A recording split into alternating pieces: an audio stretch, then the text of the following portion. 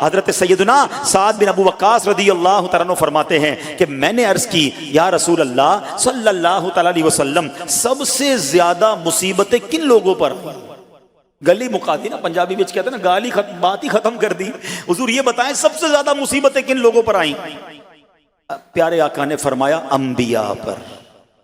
اللہ اکبر. اللہ کے سب سے قریب تو انبیاء ہیں نا، انبیاء پر، پھر ان لوگوں کے بعد جو لوگ بہتر ہیں، پھر ان کے بعد جو بہتر ہیں. سنو اب اگلا جملہ، بندے کو اپنی دینداری کے اعتبار سے مصیبت میں مبتلا کیا جاتا ہے.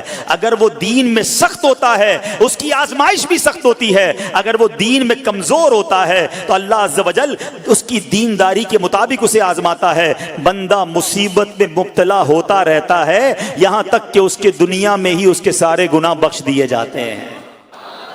گویا اللہ کی یہ رحمت ہے کہ بندہ بڑا نیک ہو رہا ہے، رب چاہتا ہے کہ اس بندے پر آزمائش بھیجوں، میرا نیک بندہ صبر کرے، اس کے گناہ معاف ہو جائیں اور میرے پاس آئے تو اس کو جنت میں داخل کر دوں. اللہ اکبر. اب ایک اور حدیث سن لو. سبحان اللہ. حضرت سیدنا انس رضی اللہ تعالیٰ عنہ سے روایت ہے، سرکار والا تبار، ہم بے کسوں کے مددگار، شفیع روز شمار، دو عالم کے مالک و مختار صلی اللہ تعالی علیہ وآلہ وسلم نے فرمایا جب اللہ عز و جل کسی بندے سے محبت فرماتا ہے، سننا ذرا غور سے، اللہ عز و جل جب اپنے کسی بندے سے محبت فرماتا ہے یا اسے اپنا دوست بنانے کا ارادہ فرماتا ہے تو اس پر آزمائشوں کی بارش فرما دیتا ہے. اللہ کریم اس پر محبت بھی فرما رہا ہے اور آزمائشیں بھی بھیج رہا ہے. دوست پر آزمائشیں کون بھیجتا ہے؟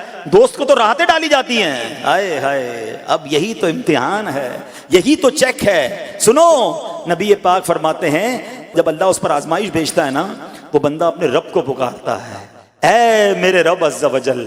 تو اللہ فرماتا ہے میرے بندے تو جو کچھ مجھ سے مانگے گا میں تجھے عطا فرماؤں گا، تو جلد ہی تجھے دے دوں گا اور اسے تیری آخرت کے لیے ذخیرہ کر دوں گا. سبحان اللہ. یعنی اللہ والوں کو آزمایا جاتا ہے، ان کے درجات بلند کیے جاتے ہیں، ان کے گناہ معاف کیے جاتے ہیں. تو اے میرے پیارے اسلامی بھائیوں، کبھی بھی یہ ذہن میں خیال مت لانا کہ یار میں دین میں قریب آ رہا ہوں، میری آزمائشیں بڑھ رہی ہیں. سمجھ لو امتحان شروع ہو گیا ہے، ٹیسٹ شروع ہو گیا ہے. اب اس ٹیسٹ میں مجھے کامیاب ہونا ہے اور اللہ کے مزید قریب جانا ہے. زندگی میں جو گناہ ہو گئے ہیں یہ میرے گناہوں کا انشاءاللہ کفارہ بن جائے گا، میرے درجات کی بلندی کا سبب بن جائے گا. اللہ سے عرض کرنا، اے مولا میں تیری رضا پر راضی، میں تیرے فیصلوں پر راضی، اب تک جو دیا تھا تو نے دیا تھا، یہ سب کچھ تیرا ہے. اے رب جب تو واپس لے گا میں اس پر راضی. جب یہ ثابت قدمی نصیب ہو گئی پھر دیکھو غیب کے خزانوں سے کیسا آپ کے دل پر سکینہ اترے گا، پھر کیسا آپ پر رحمتوں کا نزول ہوگا. تو اے میرے پیارے اسلامی بھائیوں،